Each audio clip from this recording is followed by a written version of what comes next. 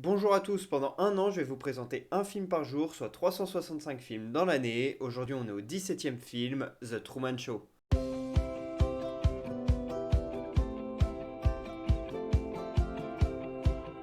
The Truman Show est un film réalisé par Peter Weir et sorti en 1998. C'est l'histoire de Truman Burbank, joué par Jim Carrey, qui est un agent d'assurance dans la petite ville de Sea Haven, à l'est des États-Unis, sur la côte. Et c'est une petite ville très tranquille, très paisible. Truman, il a toute sa petite vie qui est vraiment très simple, avec sa femme, son meilleur ami. Il n'a pas d'enfant, il a sa maman et puis il a plein de gens. Et voilà, il n'a plus de papa. C'est ce que vous allez découvrir très vite dans le film. Toute sa vie va complètement basculer quand il va décider de vouloir partir pour les Fidji. Et à partir de là, il va découvrir tout un tas de choses. Je vous en dis pas plus parce que je trouve que quand on en dit trop, en fait, ça peut vous spoiler le film et puis surtout, ça peut vous gâcher d'un moment vraiment incroyable dans le cinéma. Puisque moi, je ne savais rien du film quand je l'ai vu. Et quand je l'ai vu pour la première fois, j'étais complètement subjugué par ce scénario. Et donc voilà, j'ai compris les choses petit à petit. Je vous laisserai le découvrir si vous ne l'avez pas vu. C'est un grand classique du cinéma et qu'il faut absolument voir, je vous le conseille bien évidemment. Peter Weir, c'est un réalisateur incroyable et l'Australien, pourtant il n'a pas la reconnaissance qu'il devrait avoir selon moi, et il a quand même eu 6 nominations aux Oscars mais aucune statuette, et puis il n'est pas très connu du grand public, pourtant il a réalisé The Truman Show, et puis l'excellent Le Cercle des Poètes Disparus qui est un film incroyable avec Robin Williams, Master and Commandment également avec Russell Crowe, et puis Witness avec Harrison Ford. Il a fait notamment aussi un scénario pour Green Card dans lequel joue Depardieu, donc voilà, il a un énorme palmarès, une énorme filmographie, et je trouve qu'il est quand même relativement peu connu, et quand on voit son travail de réalisation, ses mouvements de caméra, tout le travail sur la couleur dans le film The Truman Show, et puis on peut parler de ses autres films également, il a fait d'autres films incroyables, mais dans The Truman Show c'est quand même assez fou, la couleur, etc., les costumes, les décors, tout le travail qu'il y a derrière, et la réalisation elle est juste magnifique, donc voilà, c'est un réalisateur absolument incroyable qui mérite d'être souligné et d'être mis en avant, en tout cas dans cette vidéo. The Truman Show a gagné 3 Golden Globes, celui du meilleur acteur dans un rôle dramatique pour Jim Carrey, du meilleur second rôle pour Ed Harris et de la meilleure musique pour Dalwitz et Glass. Alors pour ce qui est de la musique, elle est formidable, il y a quelque chose d'assez nostalgique et j'adore l'écouter, que ce soit dans le métro ou dans la rue, elle est vraiment absolument magnifique. Et puis Jim Carrey, sa performance est incroyable, je comprends pas qu'il n'ait pas gagné d'Oscar dans sa carrière d'ailleurs, que ce soit pour The Truman Show, Man on the Moon ou encore Eternal Sunshine, il n'a rien gagné et il aurait bien mérité, en tout cas pour The Truman Show, il a gagné au moins un Golden Globe, c'était le minimum quand même je trouve. Et puis Ed Harris a été très très bon et voilà, en tant que second rôle il est très fort, il a eu très peu de premiers rôles dans sa vie, mais en tant que second rôle c'est un acteur formidable et là il l'a prouvé encore avec le Truman Show, qui a quand même ramassé plus de 125 millions de dollars à l'été 98 quand il est sorti. Et voilà, c'est un film qui a très bien marché, qui est une vraie critique de la société américaine.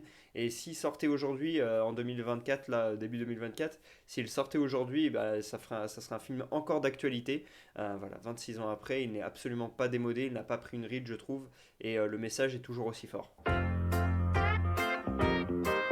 Si je parle de ce film aujourd'hui, c'est parce qu'en fait les 62 ans de notre Canadien préféré, Jim Carrey. Alors Jim Carrey s'est fait connaître grâce à son triplé incroyable en 1994 avec The Mask, Dumb and Dumber et Ace Ventura qui l'ont propulsé sur le devant de la scène et ont fait de lui une star immense, un des acteurs les plus bankable de l'histoire dans les années 90. Tous ses films faisaient un carton et aujourd'hui c'est devenu une légende du cinéma pour ses grimaces, pour sa comédie, mais également pour ses rôles dramatiques puisque derrière ce triplé-là, il a certes fait Ace Ventura 2, Disjoncté, Menteur Menteur et Food Irene également, qui sont des films de comédie avec des scènes absolument incroyables de grimaces et d'improvisation, et où c'est juste trop drôle, Jim Carrey est trop fort. Et puis petit à petit, il va se détacher de cette image de comique pour passer sur du dramatique, avec certes The Truman Show dans un premier temps, qui est un peu entre deux parfois, avec des scènes très dramatiques où la comédie est peu présente, et puis dans Man on the Moon, c'est aussi un peu ça. Il y a évidemment, il joue Andy Kaufman dans ce film, on pourra en parler plus tard. Il y a un petit peu de côté dramatique, et puis évidemment, c'est propulsé fois 1000 dans Eternal Sunshine où il est incroyable, puisqu'il n'y a plus trop de comédie, plus de grimaces, plus d'improvisation. Et dernièrement, je l'ai adoré dans la série Kidding à la fin des années 2010, début des années 2020. Je l'ai vu sur Canal, cette série elle est incroyable. Jim Carrey il joue un rôle très dramatique où il n'y a plus trop de comédie non plus. Très déprimant, son personnage, presque proche du personnage de Eternal Sunshine. On peut avoir quelques similitudes et je vous conseille de regarder cette série si vous vous intéressez pardon, à l'œuvre de Jim Carrey. Maintenant, le petit bémol, c'est qu'au niveau des films purs, depuis la fin des années 2000, c'est assez triste. Alors certes, t'as du Sonic ou des trucs comme ça, Monsieur Popper et ses pingouins, voilà, quelques petits films par-ci par-là, Yes Man, qui est son dernier vraiment gros film, je trouve. mais c'est vrai que ça s'est un petit peu perdu, son style s'est un peu essoufflé, puis peut-être que lui aussi il a voulu baisser le pied un peu, j'ai l'impression. Mais en tout cas, il a une carrière formidable et les films des années 90 avec Jim Carrey, il faut vraiment tous les regarder car c'est assez fort tout ce qu'il a pu faire. Et en termes de comédie, on est sur le gratin tout simplement. Alors personnellement, ce film, j'ai vu dans un premier temps tout seul. C'était sur un site de streaming ou un film téléchargé. Voilà, je sais plus trop si j'ai téléchargé ou en streaming, mais je l'ai vu dans des conditions pas très légales déjà et sur mon ordi dans une qualité pas incroyable. Donc pour le Truman Show, qui est un film très beau esthétiquement, bah, c'est un peu du gâchis quand même. Mais j'étais tellement pris par ce scénario de fou. Par cette histoire de dingue, je ne connaissais rien du film, donc vraiment les éléments sont vraiment accrochés les uns aux autres. Et c'est pour ça que je vous conseille de ne pas trop vous informer sur le film avant de le regarder. Et globalement, moi, c'est ce que je fais sur tous les films, hein. Pas de bande-annonce, pas d'infos, le minimum, on va dire, l'affiche et les acteurs parfois. Et vite fait, le nom du film me suffisent à aller voir un film. Et j'ai pas besoin de trop en savoir. Et c'était le cas pour The Truman Show, pour profiter pleinement bah, du film et du scénario. Mais voilà, là, je l'ai revu après sur une grande télé avec toute ma famille. J'avais envie de leur montrer ce film que quasiment personne n'avait vu. Donc j'avais envie de leur montrer ce film et tout le monde a adoré, on a tous kiffé le film. Et sur une grande télé, c'était déjà beaucoup plus plaisant à regarder. Et puis je l'ai revu quand mon frère est venu à Paris un week-end. On a fait samedi dimanche à Disneyland. Et puis on a fait le vendredi soir. On n'a pas dormi à Disneyland, on a dormi dans mon appart, ça coûte trop cher à Disney. Mais le vendredi soir, on avait été voir The Truman Show à la Filmothèque du Quartier Latin. Si vous êtes parisien ou si vous avez l'occasion d'aller à Paris, allez à la Filmothèque du Quartier Latin. Il passe plein de films en VOST-FR, des films anciens vraiment incroyables. Il y a beaucoup de Kubrick, etc. Et puis bah, il y a beaucoup, très souvent The Truman Show en version 4K restaurée, c'était incroyable. Et là, au niveau des mouvements de caméra, au niveau des couleurs, des décors, de la réalisation, j'ai pris une claque monumentale, mais purement visuellement. C'était un plaisir de le revoir une troisième fois. Mais cette fois-ci, c'était une œuvre artistique, c'était pas juste un scénario, c'était pas juste une belle performance d'acteur, etc. Là, c'était vraiment une immersion vraiment dans un monde au cinéma, c'était incroyable. Et ça a fait que bah, ce film, plus je l'ai vu, à chaque fois que je l'ai vu, j'ai encore plus kiffé le film. Alors que moi, j'ai plus tendance à voir les films qu'une fois ou à les revoir, mais très longtemps après. Et souvent à moins les aimer une fois que je les ai revus. Mais là, The Truman Show, ça m'a fait l'effet inverse. Plus je l'ai vu et plus je l'ai kiffé. Et donc, bah, j'attends de le revoir une quatrième fois, même si bon, je pense qu'il faut que je le revoie au cinéma pour profiter de cette immersion incroyable. Le revoir sur télé, ça fera forcément quelque chose de moins bien que la dernière fois où je l'avais vu au cinéma, tout simplement. Et puis The Truman Show, qui est l'un de mes films préférés, et bien pour l'anecdote, ça a inspiré le nom de ma chaîne YouTube, The Truman Fly. Le Fly, c'est pour Marty McFly dans Retour vers le futur, et The Truman, c'est pour The Truman Show. Et je trouvais ça assez drôle, The Truman Fly, le vrai homme qui vole. Je trouvais ça assez marrant, ça veut rien dire, mais je trouvais ça drôle, et ça faisait un bon nom, je trouve, The Truman Fly. Et donc voilà, c'est inspiré par The Truman Show et par Retour vers le futur, de films que j'adore.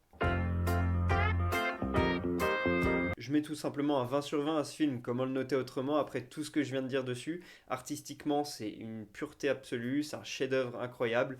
Le scénario est complètement dingue et l'univers est fou. La performance d'acteur, que ça soit de Jim Carrey, de sa femme ou de Ed Harris, également de son meilleur ami, de tous les personnages, de tous les figurants, c'est absolument dingue. Il y a tout dans ce film tout simplement pour en faire un immense chef-d'œuvre et donc c'est 20 sur 20 pour moi. Et voilà, c'est parfait. Pour la première anecdote, il faut savoir que Truman Burbank, il a inspiré la science puisqu'il y a un syndrome Truman qui existe. Alors je vais pas trop en dire puisque pour ceux qui n'ont pas vu le film, je vais pas vous spoiler, mais en gros en fonction de ce que vit Truman dans le film, eh bien il y a un syndrome lié à ça et donc bah, je vous invite à vous renseigner pour aller un peu plus. J'ai pas trop envie d'en dire sinon ça spoil le film et c'est pas l'objet de ma vidéo. Donc je vous invite à vous renseigner sur ce syndrome Truman. La deuxième anecdote concerne le scénariste de ce film, Andrew Niccol, qui a fait un taf de dingue pour ce film, un scénario absolument à couper le souffle. Et il s'est fait plaisir également puisqu'il a nommé deux des personnages secondaires du film, Meryl et Marlon, en hommage bien évidemment à Meryl Streep et Marlon Brando, qu'il adore. Puis également on a un petit air de Pacifique dans ce film parce que Truman lui veut aller aux Fidji, le réalisateur il est australien et le scénariste il est néo-zélandais. Donc là les îles du Pacifique sont super bien représentées dans ce Truman Show. Pour la troisième anecdote, Peter Weir et Andrew Niccol ont dû attendre un an entre le moment où le film était prêt et le moment où il a été tourné. Alors la première raison c'est que Jim Carrey était sur monteur-menteur et il le voulait vraiment Jim pour jouer ce film. Donc du coup ils ont décidé de l'attendre. Et la deuxième c'est que Titanic sort en 97 et que The Truman Show ne voulait pas avoir la concurrence du Titanic au box-office cet été-là, et ils ont décidé donc de repousser un petit peu le tournage aussi pour pouvoir sortir le film en 98 dans de meilleures conditions et profiter voilà, d'un box-office un peu plus libre, de salles qui pouvaient être remplies, contrairement au Titanic où là tout le monde se ruait dessus. Voilà, The Truman Show a quand même rapporté plus de 125 millions de dollars à box-office, ça aurait peut-être pas été le cas avec la concurrence du Titanic. Et pour en revenir à Jim Carrey également, donc il était très voulu par Peter et Andrew, et Jim Carrey lui il voulait énormément également jouer pour The Truman Show. La preuve parce que normalement il touchait à peu près 20 millions de dollars par film qu'il faisait, c'était sa moyenne, et il a décidé de complètement baisser son salaire pour pouvoir jouer dans le Truman Show et pour pouvoir, parce qu'il fallait kiffer le projet, et il n'a été payé entre guillemets que 12 millions de dollars. Bon ça va, la vie est belle quand même, mais bon il a quand même divisé par deux son salaire, ça prouve qu'il avait vraiment envie de faire The Truman Show. Voilà pour ce 17e épisode d'Un jour un film, j'espère que je vous aurai donné envie de regarder The Truman Show. Pour ma part je vous dis à demain, et pour que vous sachiez de quel film on va parler, l'indice c'est Heureux Kidnapping. Donc voilà, dites-moi en commentaire si vous voyez de quel film je parle, à demain.